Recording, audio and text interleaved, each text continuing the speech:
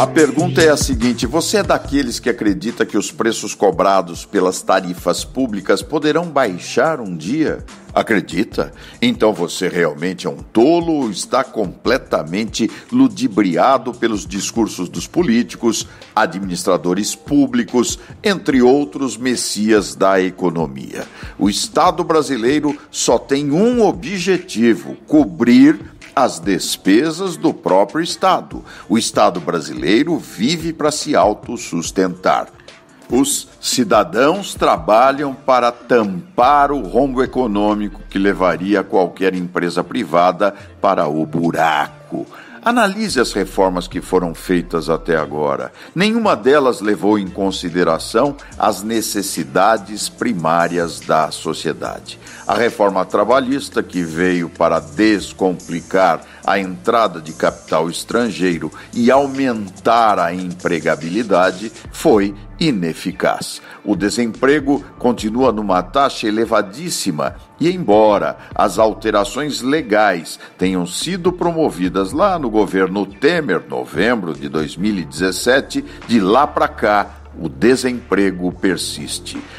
As mudanças promovidas pela reforma somente penalizaram os próprios trabalhadores que agora recorrem à Justiça do Trabalho com receio de ainda terem que pagar por aquilo que perderem. Em contrapartida, o capital estrangeiro tão esperado não despontou em nossas terras tupiniquins.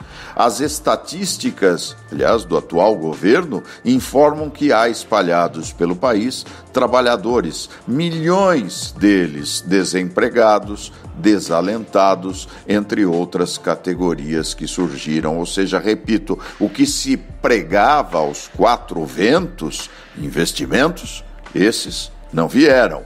No governo Bolsonaro, foi vendida a ideia de que a reforma previdenciária seria a salvação da nação.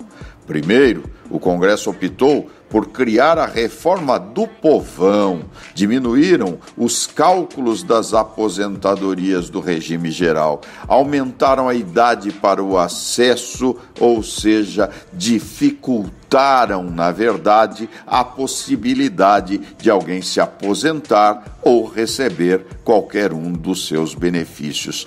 Antes da reforma, o cálculo da média das aposentadorias era feito em cima de 80% dos valores recolhidos por uma vida inteira de trabalho.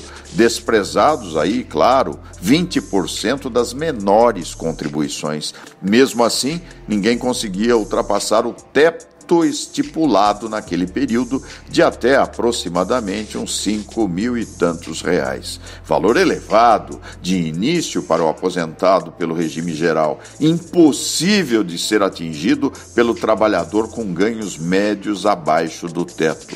Mas os profetas pessimistas do governo alertavam que sem a reforma, sem diminuir as despesas da Previdência, o país iria quebrar. Pois bem, acreditamos de novo e foram diminuídas as possibilidades de alguém se aposentar com dignidade nesse país. Quero lembrar que quem conseguiu a aposentadoria pelo teto, pelo valor máximo, há pelo menos 10 anos, recebe no mínimo 30% a menos do que recebeu no primeiro ano de seu benefício. Haja vista que os reajustes dos valores destas aposentadorias são pífios, irrisórios e raramente acompanham a inflação ou os índices de reajustes dos olerites dos políticos em Brasília. Uma vergonha. Assim, das promessas de reformar para progredir,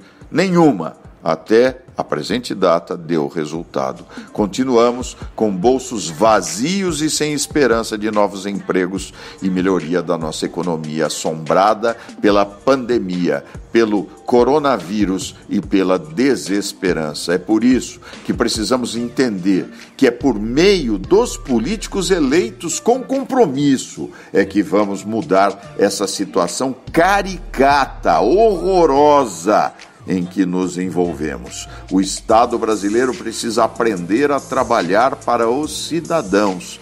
e parar de parasitar o indivíduo para se manter.